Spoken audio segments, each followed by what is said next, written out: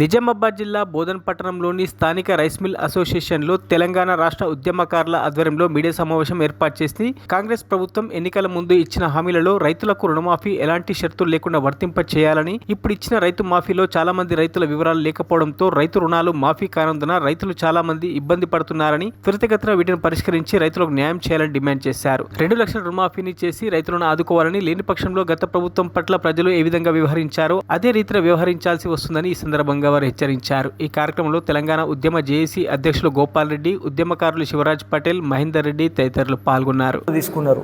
మరి రేషన్ కార్డుకి లింకప్ చేయకపోతేనే బాగుంటుంది. ఇప్పుడు నా కుటుంబంలో 3 కొడుకులు, మేమిద్దరం భార్యాభర్తలు ఉంటే అందరికీ పెళ్ళిళ్ళు అయిపోయినాయి, మన్మరాలు పుట్టిన ఓలయాలకు భూములు వంచేసి ఇచ్చేసినాం. వాళ్ళు ఇప్పుడు క్రాప్ లోన్ తీసుకున్నారు. కానీ నేను ఉద్యోగిని కదా అని చెప్పేసి అప్పుడు టీచర్ ఉద్యోగం చేస్తున్నప్పుడు పింక్ కార్డు ఉండే, కాబట్టి ఎవరికి కూడా వైట్ రేషన్ కార్డు లేకుండే. ఇప్పుడు వేరే అయిపోయారు. వైట్ రేషన్ కార్డు అర్హత ఉన్నటువంటి మా కొడుకులు ఉన్నారు. కొందరు ఉద్యోగం చేస్తున్నారు, కొందరు వ్యవసాయం చేసుకుంటున్నారు. కాబట్టి వాళ్ళకి అర్హత ఉంది. రేషన్ కార్డు పెట్టకండి, తొందరగా నిర్ణయం చేయండి. కుటుంబ సర్వే చేస్తామంటారు, తొందరగా చేసి తొందరగా ఇవ్వండి.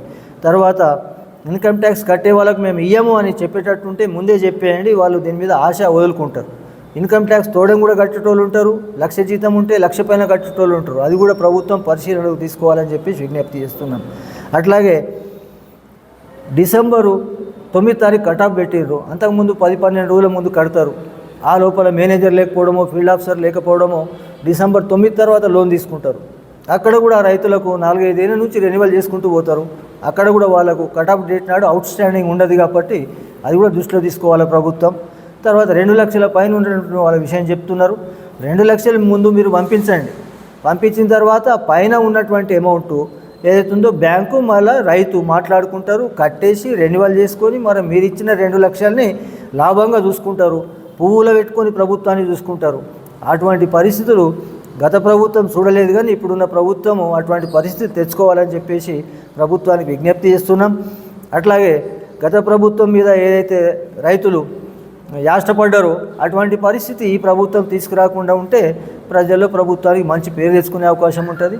కాబట్టి ఏదేమైనా 2 నెలలు 3 నెలల లోపల అర్హత ఉన్నటువంటి వాళ్ళకు ప్రతి ఒక్కరికి మీరు రుణమాఫీ చేసేస్తే మీకు మంచి పేరు ఉంటుంది, రైతులు కూడా ఖుషిగా ఉంటారు. మరిన్ని అప్డేట్స్ కోసం మా ఛానల్ని సబ్స్క్రైబ్ చేయండి.